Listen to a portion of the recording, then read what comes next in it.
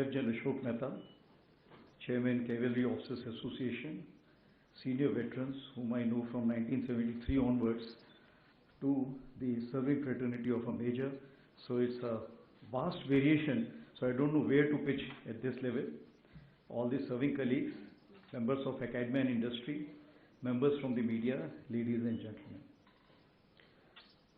It's a difficult subject, and I think the whole theme has already been covered by General Ashok Mehta. So I'll still make sure that I remain slightly different from that. And whatever I'll speak, it will be in a classified, in an unclassified domain, because it is being recorded by the ANI and everyone. So a lot of things I'll be touching in a nudging manner or in a tangential manner. All those who are specialists will understand what I'm talking about. So as regards the call in the battle is concerned, or the call in the cavalry is concerned, started with a war trumpet before a charge, went to a RT communication, then went to a buzz of satellite link, then hum of a drone or the flash of a data packet across networks. So this is how the things are. So if I look at future 2032, I have a different perspective which is I have not even shared with the Indian Army as of today. Will RTDIV replace as a pivot division? Will the signals become an arm? They are transcending through all domains. The rocket force will be a game changer. Armored would be akin to a CBG, carrier battle group. When I'm talking about armored, I'm talking about the armored and mech both. Most potent, most precious, and most vulnerable. Infantry would be invisible and be at premium. It means it's not available. Mass application would be passe, but mass effect would be order of the day. Land will remain currency of victory. Geography is important in Indian context, whatever the technology may come, because we have the live borders and these will be remaining as the currency of victory. Unlike in the case of United States, United Kingdom, Israel and other concepts. As for the 5 generations of war is concerned, I think I have already deliberated upon in various talks which I have given you. What is important is the maneuver warfare is the 3rd generation of warfare. Now it is to amalgamate 4th generation and 5th generation elements to fight the 5th generation warfare. So means a 3rd generation leader has to now graduate to 5th generation and still remain as a leader. That's a big challenge. So now let's see what is cross-domain operations. To put it in simple words, synchronizing effects and capability across multiple domains, you know what the domains are, to create conducive conditions for mechanized forces to achieve decisive advantage at tactical and operational level. It's not talking about the strategic level, because thereafter the different players come into play. So if I take each domain, how does it impact the mechanized forces? The land is concerned, we know that mobility, direct fire, maneuver, human end is something which will play a role, because technology eclipse will also be a reality after some time. As for the air is concerned, the new term which has come is the air littoral. The mechanized forces will have to be self-contained to handle this aspect. They cannot depend on anyone else. US and counter-US we are well aware, AD we are well aware, Hapter and UCAS. Maritime, since the tanks can be used anywhere, because we look at when the tanks, we are looking at BMPs also, we are looking at light tanks also, we are looking at QRF, anything which is Bakhtar 1. So if that be the case, then the coastal AD, littoral fires and logistics from the maritime side also we need to look into. As far as, of course, space is concerned, PNT, ISR, SATCOM. So heavy reliance on the command and control and targeting through the SATCOM. That may have to be order of the day. As far as cyber is concerned, 3 things, that is C2 protection of course is there, and offensive will be there. The passive info gain and timely reaching to the commanders at that point of time, that is important. And why this is important now? Because during the peace time, the deep mining which is required is not being done by anyone as of now. At what level it is to be done? Who is to do that? That is something which is a big question we are working out, and as I go ahead, I'll tell you what are we doing about it. As far as the EM is concerned, that is EW protection and attack in terms of jamming, SIGINT and elite, which is already existing. Information warfare, this is something will have to be again, because that will have to be localized also. If you want a particular village to vacate and you are able to convince them that you lost the war, you want somebody to kind of leave their tanks and run away, then that kind of aura is required. So side offensive operations, influence operations, deception, information protection and side defensive ops. PDD, which is a new term which is coming up because your own people are getting impacted as of today. Everybody has access to Twitter or Instagram and of course the WhatsApp. So this is something which is playing a very, very pivotal role even as I speak to you. So when we come to the system of systems, because the mechanized warfare is no more a mechanized operation, it is system of systems. And that's why I call it CBG, that is carrier battle group. Because it is layered, but simultaneous application in the volume. The TBA has a volume now. It does not have only length and breadth. So if it has a volume, how are you looking at it? So it will involve tank, light tanks, autonomous tanks. Of course, APCs, QRF, HMVs, which I've already said. Drone carriers. I'm not using the word drone, I'm using the drone carriers because they will provide you the length or the kind of a distance. UCAS, counter US AD, I've already said, rocket force, missile force, RT aviation, all kind, EW, cyber, info warrior. So what does it mean? That if you have this kind of a plethora of resources with you, then tank is only one of them. DMP is only one of them. Even if I can say that the tracked RT guns are also one of those. Because this volume, which is phenomenal, some say it is about 30 to 50 kilometer on side and approximately 200 to 400 kilometers on the other side, depending on what is the size we are looking at, CT, CG or whatever size we are looking at. So that is something we need to look at. So there is a chair here.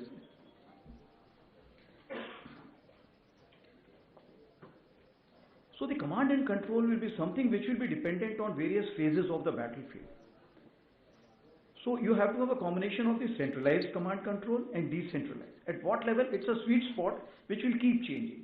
Similarly, combination of data centric and network centric. It's again a sweet spot because there will be eclipse, technology eclipse which will be there. So you have to have how much reliance on the data, that is cloud, and how much reliance on the network. So again you have to look for a sweet spot. So when we talk about the DSOC, that's the style of command. Now you have to derive new areas or new kind of lines of effort to have this DSOC. We need to examine that. As for the MSOC is concerned, MSOC is term which has come out from the Afghanistan war. So I don't look into it in a big way because that was meant for a different purpose. But as we go ahead, when we talk about the small teams, you'll require MSOC will play an important role, but it will be digitally connected and remotely controlled. That will still have to be maintained. Moving ahead. So, what are the closer home? I have already said earlier that we have more than 2.5 front challenges. We understand what we are talking about, but what is important on the Western Front, the new areas which are coming up, is the relevance of Creek area which is coming up in a big way, and we need to kind of create platforms for that. Semi-developed and riverine terrain, our speed will have to be much more than what we have been able to achieve, because other places the FIBUA is playing a pivotal role, and either you go through the fighting built-up areas or you go through the riverine or the semi-developed terrain. So therefore, the mobility is a major challenge, and we do not have answers for it. We are looking for hop, step and jump, or we are looking at spider movement. We are not sure, but that we need to look into. As far as Northern Front is concerned, the satellite photographs tell us it's a tankable terrain across. And of course, it is a super high altitude area. So the sustenance, logistics and ability to remain coherent for a longer period for the crew also, that's a challenge. Siliguri corridor, we all are aware of it. Amphibious task force. As we enhance our role and we become, as it is, we are the fourth powerful army and second largest, ATF will play an important role, air landed and transported operations. UN Charter 6 or 7. I was in Somalia with some of you sitting here, and of course the tanks were playing a pivotal role there also, and also play a relevant role in grey zone. Kinetic contact we are playing in any case, but the other three quadrants you have to still remain relevant even if not pivotal. So what does it involve? We need to discuss on those issues also. So if I have to look at few points to ponder, I'll begin with integration with new technology. So drone is a battle enhancer. It's not a decider, if I can say that. But it will be kind of providing you reach in the volume in terms of domination and sustenance. As far as AI is concerned, it is never human versus AI. It is again humans amplified by AI. What does it mean? That the creativity of a commander on ground, empathy factor, when to do what, and thereafter take the brownie points, problem solving, turn data into decisions. That is something which will still remain the kind of a forte of the human being. As far as 2026-27 is concerned, you are aware that 24-25 we declared as year of technology absorption. So moving ahead, we created now 26-27, of course, yet to announce this formally, but that is what we are working out, year of networking and data centricity. This is one field which we are not prepared. We are aware, we discuss, but we are not prepared. Therefore, we need to act faster on this issue. We have, of course, battlefield surveillance systems, CIDSs, Infusion, then of course predictive analysis, then open source analytics, NGF, many things have come into play. But how are they being controlled? How are they being kind of harmonized? That is something which we are still working on. OpsSindoor 1.0 has given us some lessons and we came out as a winner. But always we must look at what are the lessons we have drawn, and for OpsSindoor 2.0 or any war for that matter, we should be able to kind of harmonize these issues before we move ahead. As far as electronic warfare concerned, it is a protection layer.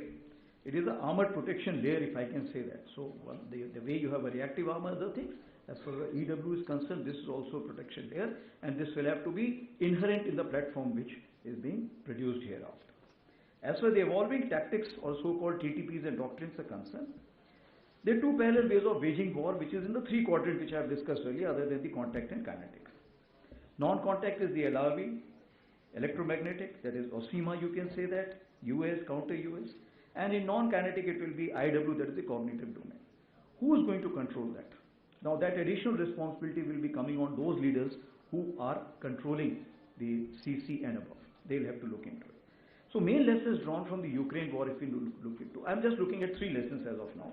Combined arms operations at every level, whether it is a company squadron level or it's a, let's say, a regiment or a battalion level, or even at the higher level.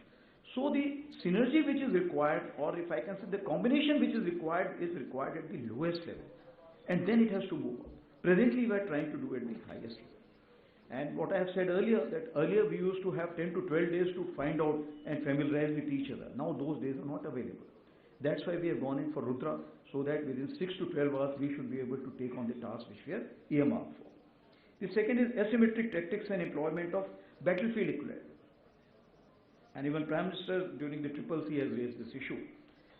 Do we require platform versus platform, or that is platform to counter a platform, or you require a kind of some equipment to counter a platform? That is something, a question which we always need to keep discussing.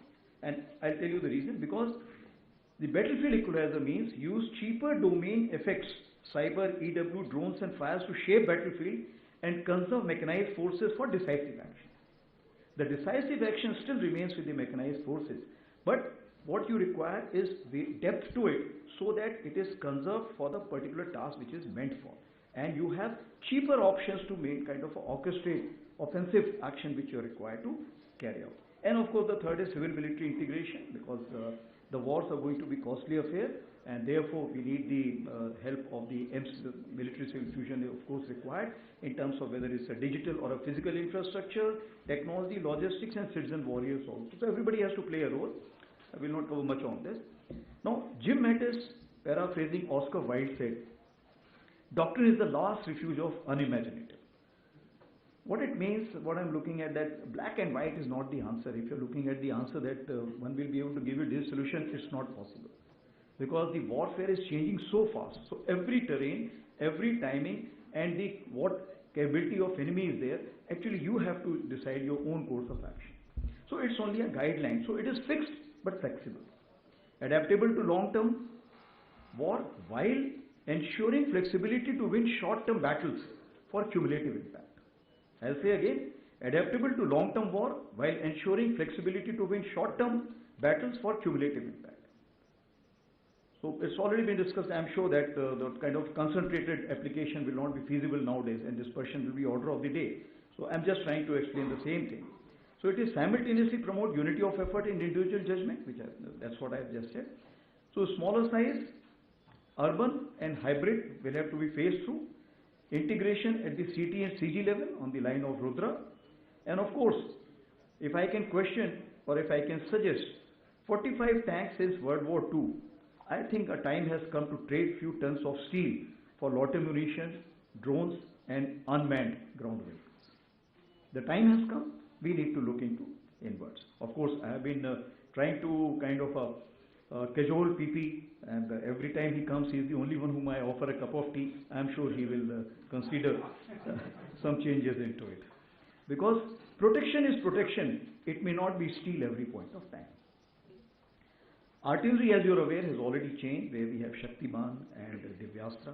Infantry has already changed, where we have peeled off certain so-called considered options which were there and given Bhairav and Ashni.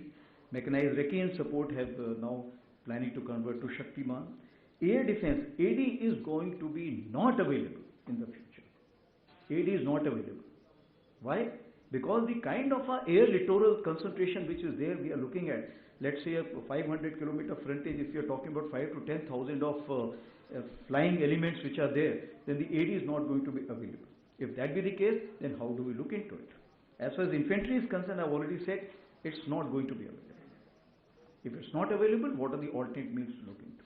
Because every time we say that, okay, if it is there, we can do this. But keeping in view the limitations which are there, whatever is fixed, it is fixed. It's not going to increase hereafter. So we need new ideas. Moving ahead, upgrade survivability. So upgrade survivability when we talk about, of course, in the maneuver warfare, Gen 3 is visible, vulnerable, but most valuable. Visible, vulnerable, but most valuable. If that be the case, so of course we have active and passive protection system like Israel Trophy and Russia Arena. Signature management of thermal, acoustics and radar. All we need to look into how to go about it. Modularity, or in terms of replacement, sensor, armor and weapons.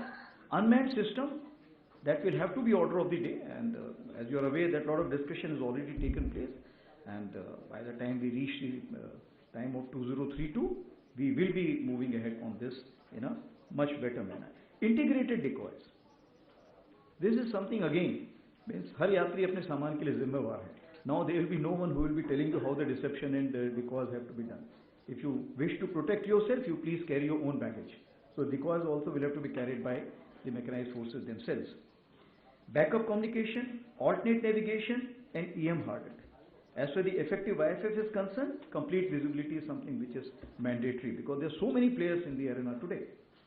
If that be the case, of course, in the EP25 we are looking for some solutions, and hopefully we should be able to get that solution by next year. The fourth issue is the future of the hybrid mechanized warfare. It's lighter, faster and networked, unmanned. It is integrated part of a digital kill web or a smart kill chain. This is shortened and authentic. Means the kind of information which you will be getting will be multiple, some semi-authentic, some authentic. The orders which you will be giving will be not only 4 kilometers, it will be 400 kilometers. If that be the range you have to cover, then the credibility, the ethical issues and all those issues fall on the, if I can say that, the shoulder of that same mechanized force commander who is going to lead that particular aspect. Self-contained to cover void of AD and infantry. Logistics. This is again because the mechanized warfare depends heavily on the logistic support. So pre-stocking, pre-location, drone supply, QRF supply, all this something we'll have to, when I'm saying QRVs, that is quick reaction force vehicles which we are talking about. These something will have to be looked into. As so coming on the fifth issue is the human resource, adaptive leadership to be able to lead each element of the so-called CBG. Creative and imaginative to lead the complete CBG in an imaginative manner.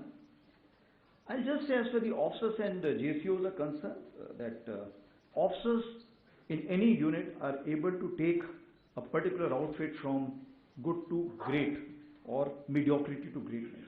But to sustain their greatness, the second layer is something which is important, and Indian Army today is focusing on the second layer there, the junior commissioned officers. Because they are able to provide you what Jim Collins says, built to last. A unit will last in case it has good JSUs. A flip from good to great is possible by the officers. But if it has to sustain itself, then the JSUs have to play an important role, because the four pillars of greatness are vision, passion, actions and principles. Interpretation has to be done by officers, but implementation has to be done by the junior leaders. And of course, like I've said, be able to operate in technology eclipse. So what Indian Army is doing as of today, you're aware that we have already declared decade of transformation. What is it's all over the media, I've already explained that in a big way, not over that. But it is also age of acceleration. This transformation is also age of acceleration. Thereafter, from 32 onwards, it's a era of consolidation. So what it means that we are looking at accelerate as much as possible, have flexibility or think imaginative as much as possible, and remain in the race in comparison to the other two adversaries who are there. If I can put it in a short form, change must come with the velocity of relevance. I am not using the word speed, I am using the velocity of relevance. What it means that we are very clear that which direction do we have to go. But is the speed enough? And major challenge for any platform-centric force, that's a major challenge. Whether it's a ship, aircraft or tank or any mechanized platform. For it's a major challenge. So are we doing enough or we need to work faster? If that be the case, have we been able to empower the industry for that? Is the academia looking at those kind of a design management which is being looked at by the, let's say, the Navy, they have a design section. Are we having that kind of a thing? Those things we need to look into. So if I look into 2028, 2030, 2032, in 2028 I look at kits modification and somehow, if I can say that the makeup or kind of empowering a platform. As far as 2030 is concerned, I am looking at a platform in terms of FICV, FRCV or whatever is coming, that is integrated units and subunits, which is order of the day, which will have to come by 2028. And of course, thereafter I am looking at 2032, the MDO formations, not the mechanized formations. It will be a MDO formation. The mechanized will be part of it, because others will also play an equal role, if not more. We have carried out some trials of the ab initio CG, of course, because of the equipment management, HR and cohesion issues, it's not progressed. But after 3 to 4 years, I am sure that will have to be done, even if we may not be able to, may not be finding it pragmatic today. As far as surveillance and targeting is concerned, I can only say that 50 kilometers is only the start point. In my wisdom, 200 to 400 to 800 kilometers I am looking at, and we'll be empowering the mechanized forces accordingly. When I say mechanized forces, the mechanized formations. As far as the strike troop, FM troop and LM platform, it's already been worked out by the DG Armored Corps, but we need to work more on this. Like I said, we need to trade some kind of a protection in terms of steel to other kinds of protection. I would like to just say that here, when Prime Minister briefed us on or addressed us on 15th September 25 in Combined Commanders Conference, he talked about the internal culture, that we need to break the silos. He talked about the tri-service, but I must take this opportunity by virtue of being the BM of the Armored Brigade, by the Colonel Stocks of 21 Corps and so on and so forth, and commanded 9 Corps, where when I used to say happy Armored Day, so the Armored Corps Day, so the prompt reply used to come, you are commanding more than a division of Armored there. So it goes to for you also. So what I am saying, I have that right to say so, that we need to break the silos.